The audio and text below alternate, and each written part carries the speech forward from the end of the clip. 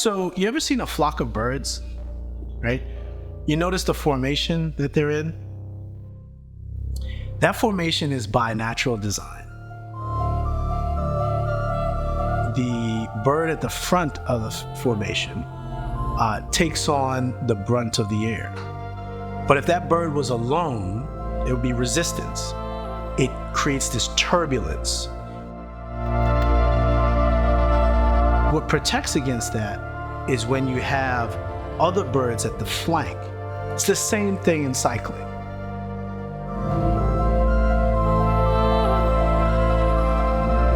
And all of a sudden, we're actually pretty good. And you're just like, yeah, we're gonna be called the Goodfellas. We're fathers, we're husbands, we're, community men, we're servants, we're employees, we're entrepreneurs. We are a lot to a lot of people. Being able to just be on the bike, in many cases with nature, and able just to unlock your mind and let the thoughts come and go, knowing that you can't react to them, you can't respond to them, you can't take notes, you just gotta be there. Now, if you work as a team, you rotate. Somebody else who's well rested, who was sitting in the center of the peloton, now takes the lead. It's a metaphor for life. When I say it's a brotherhood, it is, a cycling team way secondary to, a network of fellows who are there to support each other. The only way you elevate in cycling is if you do it with a team. I'm gonna shield you. And I'm tired. I need you to take over.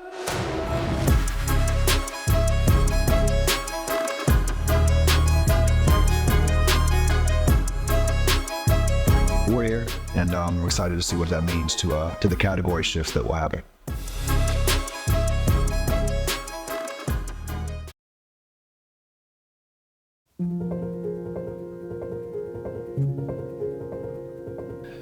A lot of the guys in the club, me included, we're busy.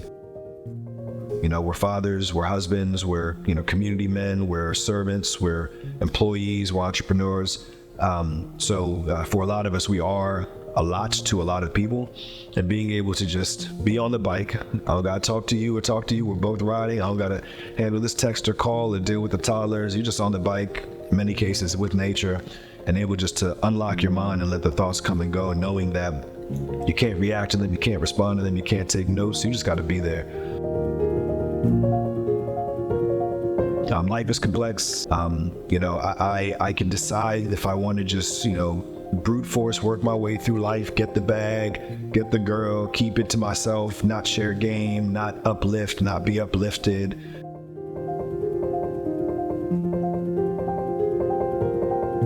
The only way you elevate in cycling is if you do it with a team. The nation was hit with COVID. And then when they said, hey, gyms are closed, and I was like, I need an outlet. So I just literally was like, all right, well, I rode a bike when I was like 5, 6 years old. I was like, let me pick up a bike and start, getting my exercise on. So just started riding, posted on social media.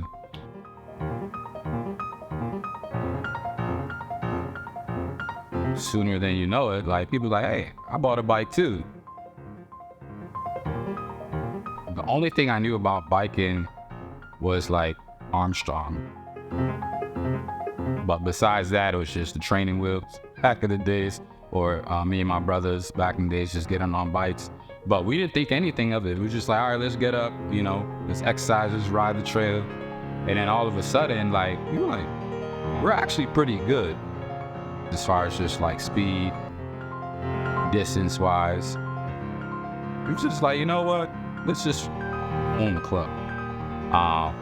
And then we just kind of started reaching out to other people, hey, we're meeting up at this time.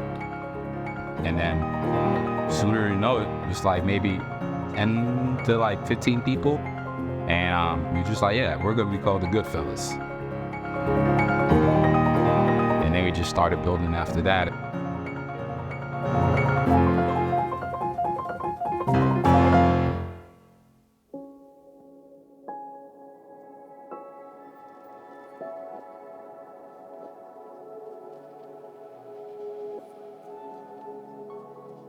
so when I came in mid-2020,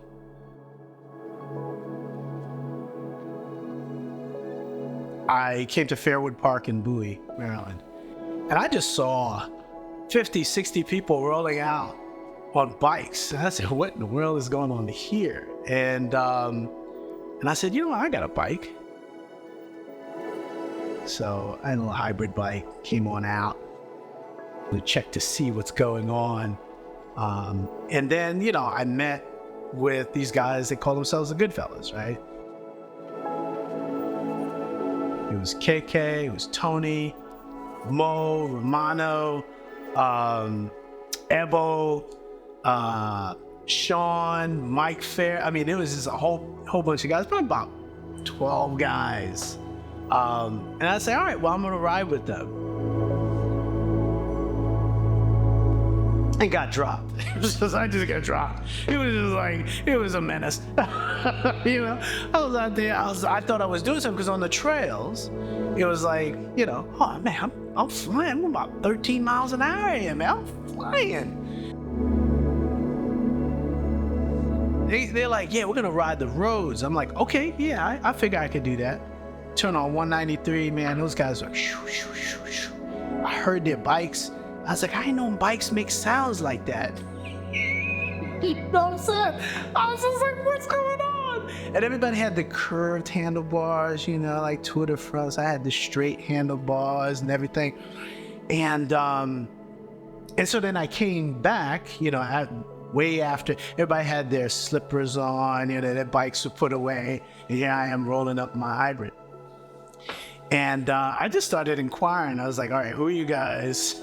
What are these bikes that you're riding? And, you know, how'd you get to be what you are? And then one of the gentlemen was just like, you know what, we got an extra kit for you. And they gave me a kit. And then one of the guys was like, who is this guy in the picture? Because I had never seen it before. And they were like, yeah, that's Talib. That's our new member. And so and the rest is history, right? It's like you just build those relationships and just grow. So now I'm the president. Go figure. You know, 2 years later, I'm the president, and that's an incredible privilege. In the early days of the sport, cycling was segregated. Due to years of discrimination and exclusionary practices, today's cycling competitions lack black cyclists. The Goodfellas aim to inspire black cyclists to ride bikes and compete at a higher level. In the 4 or 5, how y'all feeling? All right, let's get it. Y'all looking like a podium right now. I'd say one of the main drivers of actually founding the club formally wasn't cycling. Cycling was the excuse or the conduit to get together. It was really the desire that most of the fellas in the club had for fellowship and continue to have. When I say it's a brotherhood, it is, you know, a cycling team way secondary to, you know, a network of fellas who are there to support each other. And we use cycling to hold each other accountable and challenge each other to be greater and get smarter and more patient. And in many ways, cycling is, you know, a metaphor for life, right? Like you can go very, very hard or you know, very, very slow. You have different seasons. But mastering how to deal with the sprints and the endurance and, you know, the consistency it requires and the technicality and working with other people, it forces you to really lean in and figure out how you want to navigate the sport, which is analogous to life in many ways.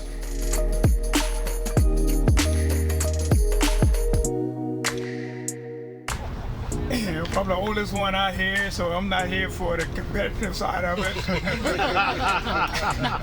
I'm truly out here for the brotherhood of it, you know. Been knowing Craig for about, 20 years now. We've been back and forth to hit it off with Talib really good when we first met. All the brothers have been excellent, and I look at every opportunity as a learning opportunity, you know. Just earlier today, we were talking about, what's the name of that book we were talking about? Oh, Tower Zero. Tower Zero. You know, we just, every chance I come out here, I learn something different. no matter how old you are, you still look forward to learning. And this is a good group that just shares a lot, you know. Through the chat lines, every time we meet in person, a little fellowship, you know, every now and then after the ride, I really enjoy it.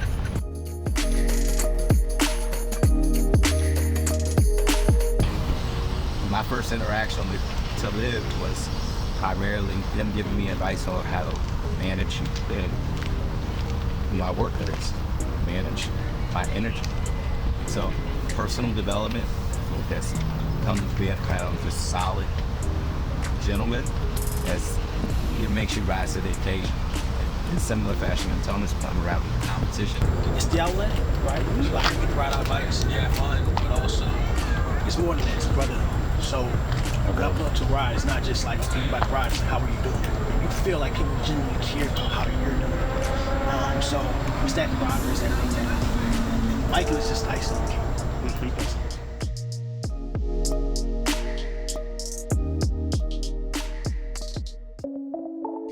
Yeah, you know, and we touched on it before. It's, you know, men are all, regardless of color, men are always asked to lead, to kind of put your emotions to the side for a bit, accomplish goals. The whole notion of status and what makes a man in our society. There's good and bad. The good part is men should drive to be leaders, to be an example, to have integrity and honesty. But I don't think they should do that at the detriment of having genuine relationships, having genuine empathy, genuine understanding, genuine emotion. Right? And brotherhood is important because if done right, you get both of those, right?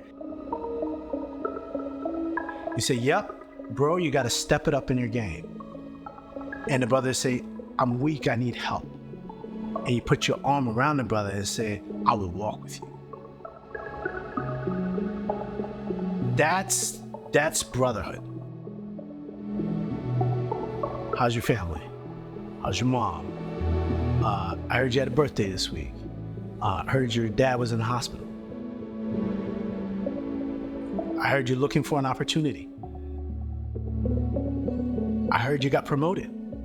I heard that you got a raise, right? It's kind of like we're gonna catch up on life before we get on bikes. So we have that portion of it. And then we have another portion where it's just like, and it's very organic. But it's like, hey, bro, you know, your chain needs cleaning. Let me get that. Let me show you how. Hey, bro, you may, you know, when you're cycling, I noticed that your leg bows out a little bit. Tuck your knees in. Did you get fitted yet? I got a guy who can get you fitted because I want to make sure that you stay healthy. I think you could deliver more power that way, right? So it's like unsolicited communications of true love for a brother.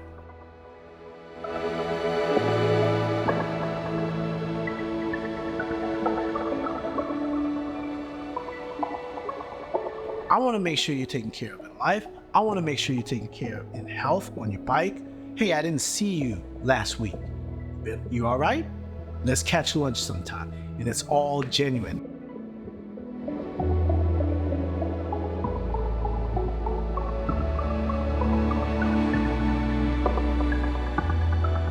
That's what I see before we bring it all together, and then I say a prayer before we go. And then when we come back, we spend longer after the ride talking than we do before the ride, right? And there are times where the park police have to come and say, hey, okay, turn on the lights here, it's time to go, so.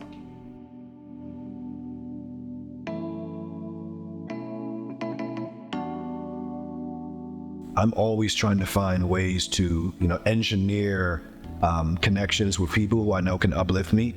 And, you know, we ride fast. We ride 20 or so miles an hour, but we also ride long. So on any given Saturday or Sunday, I might be out for 4 or 5 hours with these guys, right? And I'm riding multiple times a week. So, we've engineered a community where, by definition of what the sport is and how long we're on two wheels, I've got to spend time with these guys, right? They might not be my closest friends, but I'm rubbing off. I'm noticing, I'm picking up on things. I'm seeing how they integrate their family, seeing how they push through challenges. So what we really needed was a group of people who wanted what we're doing for each other. Uplifting, prayer, vulnerability, shared space, affirmations, accountability, and spending more time, right? And we could have done this at the club, could have done this, in the streets, but we're choosing to do it in a constructive way. And just knowing that everyone that I ride with has made a time, a financial, an energy investment in the sport, it challenges me to continue doing the same. And I found that it makes all aspects of our lives better.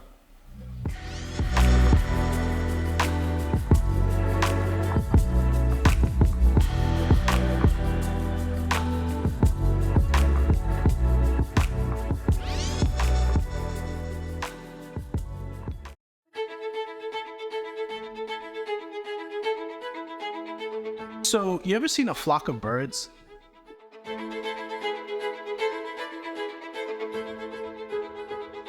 You notice the formation that they're in?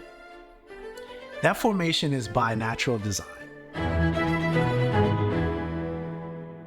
What happens is the bird at the front of the formation takes on the brunt of the air.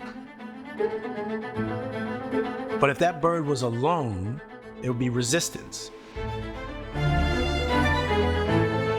But then directly behind them, there would be these things called eddies.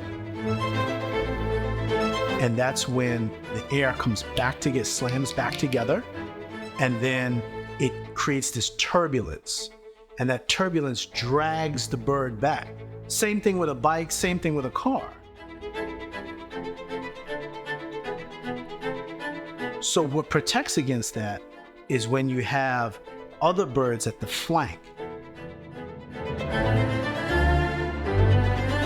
When the air comes forward, it pushes out because now you have birds at the flank and you have less turbulence in the back. The more birds you have, the lower the turbulence in the back. And that's just at the edges. In the middle, you have birds who are flying with no wind resistance at all. So they're protected from the wind as they move forward. So they actually expend less energy than the front bird and the birds on the side. It's the same thing in cycling. The front cyclist takes all the wind. You have side cyclists that help. Usually the front and the sides are the strongest, and everyone else is protected. Now, if you work as a team, you rotate so that the strong bird takes a breath, the strong cyclist takes a breath. Somebody else who's well rested, who was sitting in the center of the peloton, now takes the lead. It's a metaphor for life. You go out front, you survey what's going on in the world, and then you let your brothers know, this is what's going on, this is the wind speed, etc., etc. I'm going to shield you. When I'm tired, I need you to take over. And then they're like, of course, because you protected me, right? So then that experience, it just builds trust with other conversations, because you know that the people around you are going to shield you from the wind.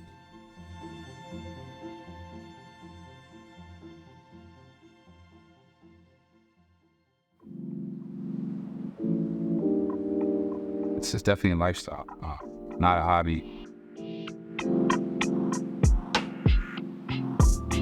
I think anyone who is willing to try and tolerate the sport will see all aspects of their life enhanced. You will get smarter, you will get stronger, you will get more sophisticated, you will get more strategic, you will be more mentally, spiritually, and physically in tune.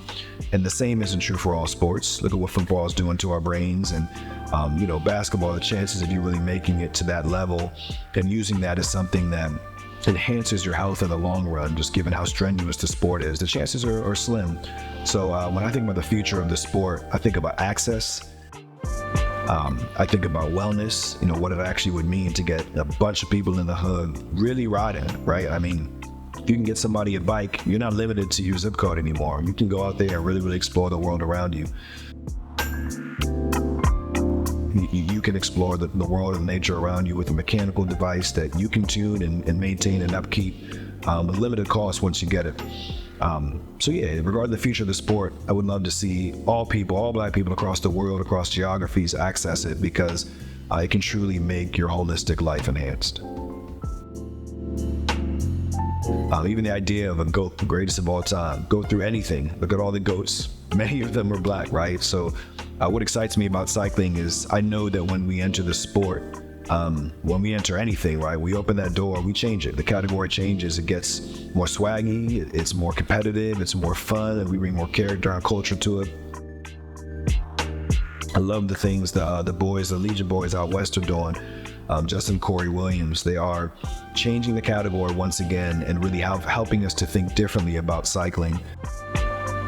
So I'm not worried about what the naysayers say. We're here, all right? I'm excited about the future because we're just tapping into the sport. And, on one end, it can be disappointing or demoralizing to turn on the Tour de France and see in a field of, 100 plus riders, close to 200 riders, one black person, who, by the way, is like the leader of his team, and you could put him anywhere on a stronger team, and you'd see his performance, enhanced immediately. It could be demoralizing to look at that and say, "Oh, we're not welcome here. We're not going to do well here. There are not enough of us." I see the opportunity.